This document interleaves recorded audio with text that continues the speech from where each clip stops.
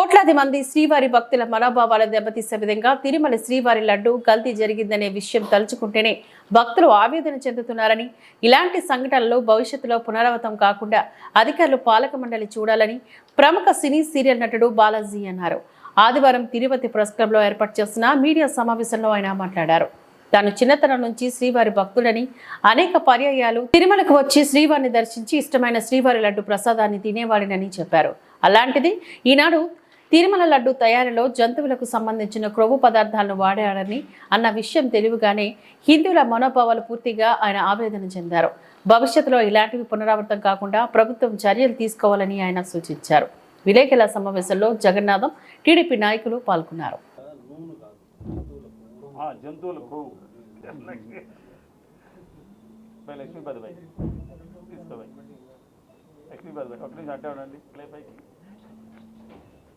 అందరితో నేను ఉండాలి, ఎప్పుడు నవ్వుతూ ఉంటూ నవ్విస్తూ ఉండు, అందరి మధ్యలో ఉండే మనస్తత్వం కలిగిన మనుషులందరి మధ్యలో తిరిగిన వాడిని. తిరుమలకి ఇప్పటి నుంచి, నా చిన్నప్పటి నుంచి వచ్చేవాడిని. తిరుమల అంటే చాలా ఇష్టం, ఎందుకో తెలీదు. ఓ 10 సంవత్సరాల నుంచి 10 సంవత్సరాలు ముందే మాది రాజమండ్రి దగ్గర పల్లెటూరు. మా తాతయ్యలు తీసుకెళ్ళకపోతే అక్కడ మంగళవారం దగ్గరికి వెళ్ళి నేను గుండు చేయించేసుకుని నేను తిరుపతి వెళ్ళి వచ్చానని చెప్పేవాడిని. అంత ఇష్టం. అలాంటి తిరుమలలోనూ ఈరోజు ఒక భయంకరమైన నీతి లేని ప్రక్రియ బయటకు వచ్చింది. అది ఎందుకు చేశారు, ఎవరు చేశారు, దేనికి చేశారు అనేది పక్కన పెడితే, తిరుమల దేవస్థానం అనేది పవిత్రం. ఆ పవిత్ర స్థలంలో ప్రతి మనిషి తన మనుగడకి పెంచుకోవడానికి, మనసు సంతోషంగా ఉండడానికి, ఆరోగ్యంగా ఉండడానికి, కుటుంబం గొప్ప ఉన్నత స్థాయికి ఎదగాలని భగవంతుణ్ణి కోరుకోవడానికి తిరుమల అనేది వెలసింది. అది ప్రపంచంలోనే గొప్పగా చెప్పుకునే ఈ తిరుమల వెంకటేశ్వర స్వామిని చూశారంటే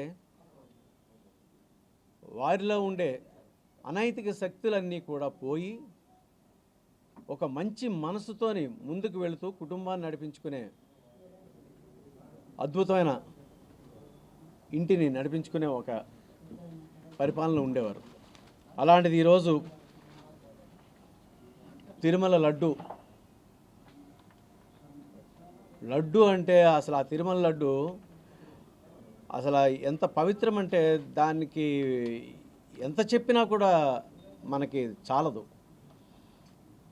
ఒకవేళ మనం తిరుమలకి వెళ్ళకపోయినా కూడా ప్రసాదం ఉంటే చెప్పులు తీసి ఆ చేతిలో తీసుకొని కళ్ళకు అద్దుకొని తినేవారు. అంటే తిరుమలకు వచ్చినంత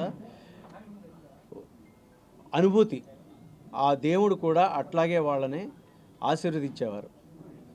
అలాంటిది ఈరోజు ఆ లడ్డూలో రకరకాలైన నూనెలు కలిపి దాన్ని భ్రష్టు పట్టించి ఆరోగ్యం పాడు చేసి అపవిత్రం చేసినందుకు ఎవరిని ఏమనాలి, ఎందుకు చేశారని అనాలనేది అర్థం కావటం లేదు. కానీ నీతి నిజాయితీ అనేది ఎప్పుడు కూడా నిలబడుతూనే ఉంటుంది. మనం ఎంత నీతిగా ఉంటామో అది లేటుగా అయినా కూడా అది అలాగే ఉంటుంది. నిజాయితీ లేనివాడు ఆ క్షణంలో గొప్పగా ఉండొచ్చు, అందరిలో మెప్పు పొందొచ్చు, తన స్వలాభం కోసం 10 మందిని మాటలు మభ్యపెట్టి తన మనుగడ సాగించుకొని తనేదో ఉన్న స్థాయికి ఎదగాలని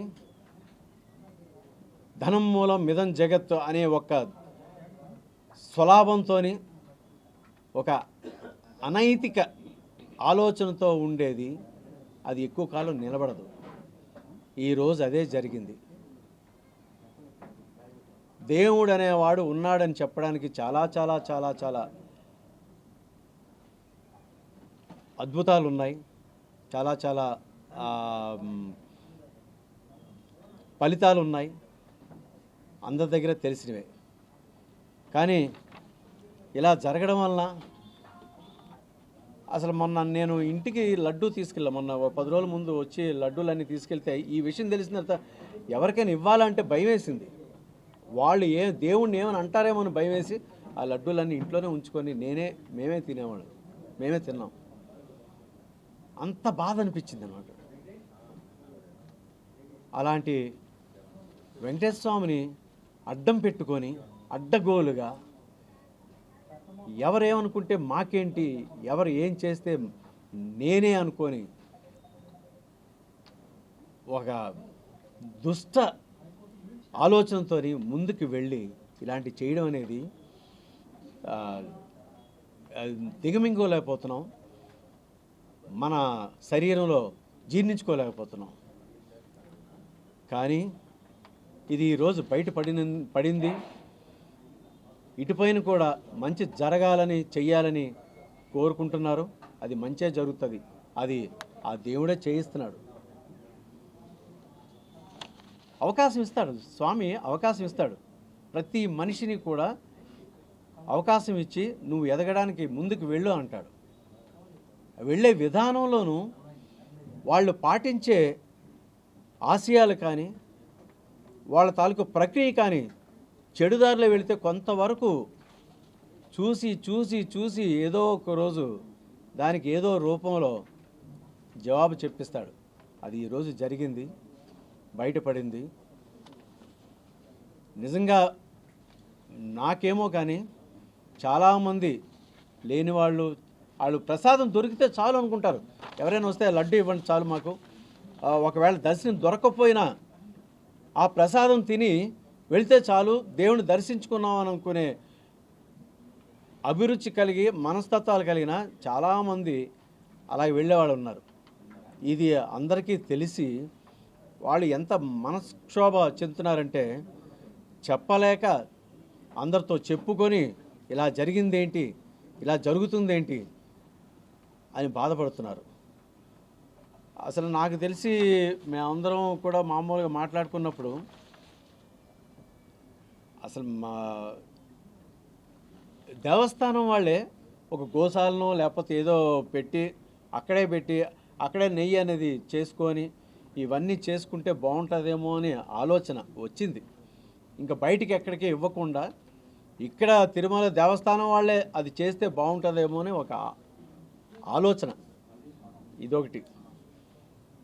తర్వాత ఏంటంటే ఎవరికైనా ఇచ్చేటప్పుడు కానీ చేసేటప్పుడు కానీ మనం ఎంత తక్కువకు లాగుతామా అని ఆలోచిస్తాం. ఆ తక్కువ లాగడంలోనే క్వాలిటీ పడిపోద్ది, క్వాంటిటీ పెరుగుతుంది అని అనుకుంటారు. క్వాలిటీ పడిపోద్ది, క్వాలిటీ కూడా పడిపోద్ది. సమతుల్యంగా వెళ్ళాలి, అందరూ మనవాళ్ళే అనుకోవాలి, అందరూ మనకు సమానమే అనుకొని ప్రతి ఒక్కరు చెయ్యి కలిపి ఇది మనది అనుకొని మన దేవస్థానం మన దేవుడు అని అనుకొని వెళితే ఇంత కూడా అవశేషం మిగలదు, అజ్ఞానం కలగదు, అపకీర్తి రాదు. ప్రపంచం మొత్తం ఈరోజు కళ్ళు ఇంత చేసుకొని ఈ తిరుమల మీద అందరూ చూస్తున్నారు. ఎందుకంటే ఈ దేవుడి మీద అంత భక్తి, అంత ఆలోచన, అంత ప్రవృత్తి ఉన్న ప్రపంచంలో ఉండే మానవాళి, ఆ మానవాళ్ళంతా ఈరోజు ఈ దేవుడి మీద చూస్తున్నారంటే ఎంత ఉంది అనేది. కానీ ఇలాంటిది ఈరోజు ఇలా జరిగిందంటే చాలా చాలా చాలా చాలా చాలా కష్టంగా ఉంది. ఇది రాకుండా ఉండాలని అందరినీ కోరుకుంటున్నాను. దీన్ని ఎట్లా సామరస్యంగా చేసి మళ్ళీ మంచి కార్యక్రమంలాగా అందరూ బాగుండాలని కోరుకుంటున్నాను. ఈరోజు తిరుమలకి రావడం అనేది ఆ దేవుడి అనుగ్రహం లేకపోతే రాము. ఆ దేవుడి అనుగ్రహంతో ఉండబట్టే అక్కడ ఉన్నాను, ఇక్కడ ఉన్నాం, ఇట్లా అందరితో కలుస్తున్నాం.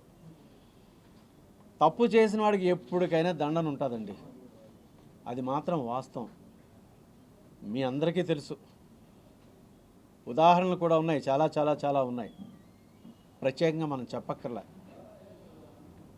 అది అందరూ మనసులో పెట్టుకొని అందరూ మనవాళ్ళే అనుకొని ఇలాంటివి చెయ్యకుండా ఉండమని మరొక్కసారి అందరినీ మన మీడియా ద్వారా ఎలక్ట్రానిక్ మీడియా ద్వారా అందరి ద్వారా ప్రజల ద్వారా ప్రజల కోసం ప్రజల అభివృద్ధి కోసం మనసారా అందరినీ కోరుకుంటూ ఇలాంటివన్నీ ఎప్పుడు చేయకుండా ఉండాలని అందరినీ వేడుకుంటున్నాను.